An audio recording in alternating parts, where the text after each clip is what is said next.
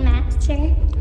It's Demona, of course. If we have a girl, she has to lose her virginity to you because you are the master of the household. And then Nick told you at one point that if y'all ever had a daughter together, he would take your daughter's virginity at 13. Correct, and I broke up with him after he said that. My feelings for you is that I'm yours. So my sole purpose is to please you. I feel like I need to go scrub my eyeballs with bleach and then maybe get a lobotomy just to unknow what I now know. I survived the Colleen Ballinger ukulele video without throwing my phone across the room. But this? This is different. This is the kind of stuff that makes you look at the ceiling and wonder if humanity was a mistake. We are not talking about a little cringe. We are talking about leaked messages that expose a dynamic so twisted, so psychologically backward, that I am actually shaking. The internet is calling it PDOPHLE Fantasies, and I wanted to be like, okay, that's a reach, you guys are just being haters. But then I read the texts. I read the receipts. And now I'm sitting here, in my car, questioning everything I thought I knew about the Queen of Prison release. If you thought the unalivement of Dee Dee Blanchard was the most disturbing part of this story, you are wrong. You are so wrong. The murder was a tragedy. This is a psychological horror movie that we are all watching in real time. It's your girl Lydia, welcome back to the madness. Grab your tea, grab your holy water, because we are diving into the sewer today. Okay, for the two people living under a rock who don't know the lore, let me speedrun this trauma for you because context is actually everything here. We all know the story. Gypsy Rose Blanchard, the victim of Munchausen by proxy. Her mother, Dee Dee, was a monster. Let's be clear about that. She shaved Gypsy's head, put her in a wheelchair, removed her salivary glands, and convinced the world her daughter had the mental capacity of a 7-year-old. It was horrific. It was abuse. It was torture. Then came 2015, the year everything changed. Gypsy and her online boyfriend, Nick Godejohn, unalived Dee Dee. Nick went to prison for life. Gypsy did her time, 8 years, and came out in late 2023 looking like the main character. The internet welcomed her with open arms. We were like, yes, queen, go live your life. Go to Sephora, buy the lashes, get the burger. We wanted her to win. We wanted the happy ending. She got married to Ryan, the teacher from Louisiana, and we were a little skeptical because, like, side-eye, he wrote to you in prison, but whatever. We supported it. Then she leaves Ryan, literally ghosted the man to go back to Ken Urker, her ex-fiancé who she was also talking to from prison. Are you dizzy yet? Because the timeline is messier than my dating life. So everyone is watching her every move, right? We are analyzing her TikToks, her micro-expressions, her weird clapbacks in the comments. But then this video drops. The title alone gave me a heart attack. Gypsy Rose's PDOPHLE Fantasies with her boyfriend. I clicked so fast I almost broke my finger. And what I saw? Listen, I need to describe this to you because I cannot show it. The video is basically a compilation of leaked text messages and emails, allegedly between Gypsy and her boyfriend, and the timeline suggests this overlaps with the Ken era, or maybe it's a callback to the Nick era, but the dynamic is the exact same. It creates a pattern that is literally a red flag factory. I'm looking at a screenshot of a text thread right now. The contact name is blocked out, but the messages? Oh my god. The sender, presumably Gypsy, is referring to herself as little girl. Not babe, not honey, not girlfriend. Little girl. And the boyfriend? He is daddy. Now, look, I know what you're thinking. Lydia, don't kink shame daddy is a common thing. No, stop. Touch grass. You have to contextualize this. This is a woman who was forced to act like a literal child for 20-something years. Her mother forced her to speak in a high-pitched baby voice. Her mother bought her princess dresses and stuffed animals, and treated her like a toddler. And now, she is voluntarily entering a relationship dynamic where she is the little girl, and her partner is the daddy who controls her. The math is not mathing. The psychology is screaming. There is one specific text in this video that made me physically recoil. It says, and I am quoting this verbatim, "I want to be your good little girl, daddy. I want you to tell me what to eat and when to sleep." Excuse me? Did we not just spend a decade fighting for your freedom? Did you not just escape a woman who controlled what you ate and when you slept? Why are we recreating the crime scene? It's giving trauma bond. It's giving Stockholm Syndrome remix. And the response from the boyfriend? It's not, hey, maybe we should talk to a therapist about this. No, he leans into it. He's replying with stuff like, Daddy is going to take care of you. And talking about punishments, I am looking at a slide where they are discussing time out and cages. I wish I was making this up. I really do. But I'm staring at the pixels, and they are burning into my retinas. And it gets worse. The commentary in the video points out that this isn't just a one-time thing.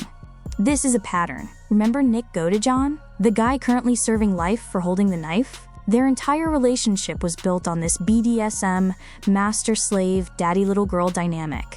He was the dominant, she was the submissive.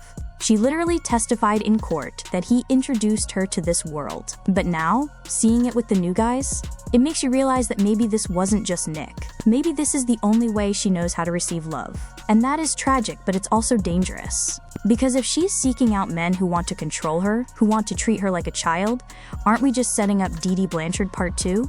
But this time, the daddy is a boyfriend. The video shows a side-by-side comparison of her voice. On the left, it's her in 2015, doing the high-pitched baby voice for the news cameras. On the right, it's a leaked voice note to her boyfriend. And guys, it is the same voice. The same voice. She drops the deep, raspy freedom voice she uses on TikTok, and she slips right back into that little girl whisper.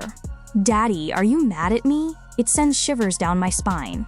It's like watching a shapeshifter. Is she manipulating these men by acting helpless? Or is she so broken that she genuinely reverts to a child state when she's in a relationship? I need to get into the comments because the internet is absolutely losing its mind over this. It is a war zone down there. People are choosing sides like it's the Hunger Games, and I am just here trying to survive the crossfire. Let's start with the haters, because they are ruthless today. User TruthSeeker99 wrote, "She is a master manipulator. She played her mom, she played Nick, she played the parole board, and now she is playing the public. This little girl act is how she gets away with murder, literally." Okay, Truthseeker, tell us how you really feel. But honestly, I see the point. When you see her flip the switch from empowered woman to helpless toddler, it does feel calculated. It feels like a performance. And if she could fool doctors for years, she can definitely fool a guy from Louisiana. Then we have KarmaPolice_X, who said, "This is disgusting."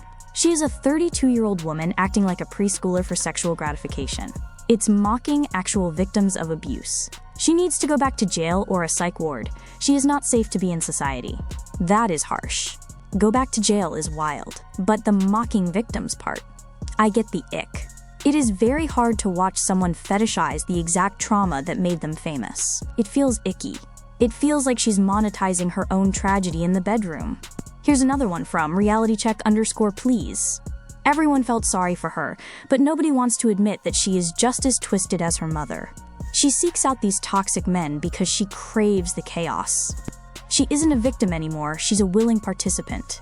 Willing participant. That is the phrase that keeps coming up. At what point do we stop saying poor Gypsy and start saying, Gypsy, you are a grown woman making choices? She has money now. She has resources. She could get the best therapy in the world. Instead, she's role-playing time out with a guy she met on the internet. And finally, Bye Blanchard commented, "I've seen enough. The mask is slipping. She used Nick to do her dirty work, and now she's using these new guys for attention. She creates these fantasies to control them. She is the master, not the slave." That's a hot take. The idea that she is the one in control by acting submissive? That is 4D chess. That is Gone Girl energy. And honestly, I wouldn't put it past her. But wait, we have to look at the support comments too, because the Gypsy Rose stans are fighting for their lives in the replies. User trauma-informed_Z wrote, "You guys are disgusting. She was infantilized for 24 years. Of course her relationships reflect that dynamic. It's called a trauma response. She's reenacting her abuse because she's trying to process it. She needs compassion, not judgment." Okay, trauma-informed, I hear you. Reenactment is a real psychological thing. But does that make it healthy? Does that mean we should applaud it? I feel like there's a line between processing trauma and creating a dangerous situation, and she is double-dutching right on that line. Then there's Free Gypsy 2024 who said, "Leave her alone. What she does in her private life is her business. If she wants to roleplay to feel safe, let her. She's an adult. Kink-shaming a murder victim is a new low for y'all." Is it kink-shaming, or is it concern? Because if my best friend started dating a guy who put her in a cage and called her a toddler, I wouldn't be like, "Slay, bestie!" I would be calling the police. Context matters.